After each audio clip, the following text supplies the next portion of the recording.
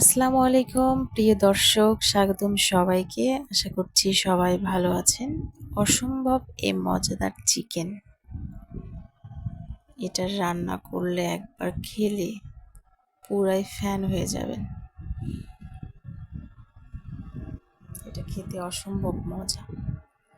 আমি কড়াই এখানে তেল নিয়েছি, এখানে 2টা পেঁয়াজ আমি কুচি করে নিয়েছি, তেলের মধ্যে দিয়ে দিলাম। দেওয়ার পরে এটাকে আমি নেড়ে ছেড়ে নিব একটু ব্রাউন কালার পর্যন্ত। এটাকে আমি ভাজতে থাকবো।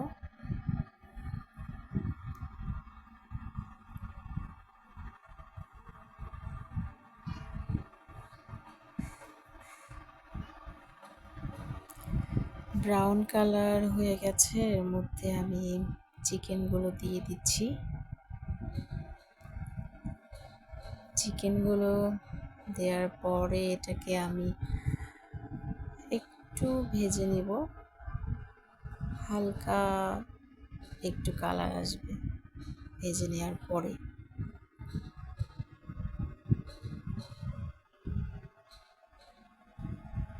সুন্দরভাবে নাড়াচাড়া দিয়ে এটাকে আমি ভেজে নিয়েছি। এর মধ্যে আমি যে মশলার পেস্ট দিচ্ছি, এটা আসলে শুকনো মরিচ 4-5টা, পেঁয়াজ, লবঙ্গ 4টা, 5 থেকে 6টার মতো গোলমরিচ, 1টা কালো এলাচ, 4টার মতো সাদা এলাচ, 1 চামচ ধনিয়া, 1 চামচ জিরিয়া, আদা বাটা, রসুন বাটা, সবগুলো মিলিয়ে আমি এটাকে পেস্ট করে নিয়েছিলাম।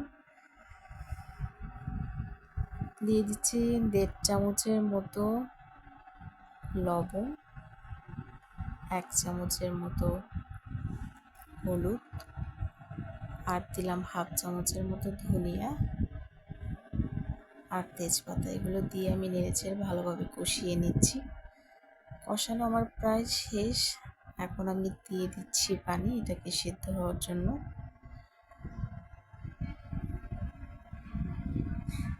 ভালোভাবে একটু নেড়েচেড়ে নিচ্ছি।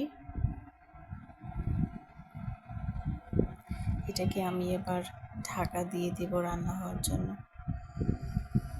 ফিরে আসছি একটু পরে, ঢাকনাটা সরিয়ে এটাকে আমি নেড়েচেড়ে দিব।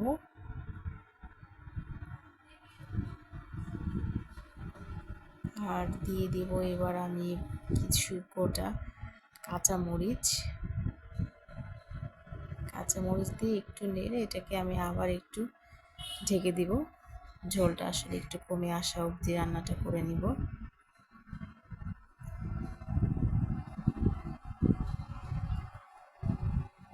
ঝোলটা আমার কমে এসেছে, রান্নাটা প্রায় শেষের দিকে।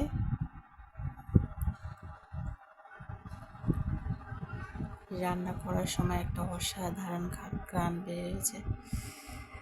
এই চিকেনটা এভাবে রান্না করে দেখবেন, খুব মজা লাগে খেতে। দেখেন কেমন হয়েছে, দেখতে কিন্তু অসাধারণ হয়েছে। সবাই ভালো থাকবেন। আসসালামু আলাইকুম।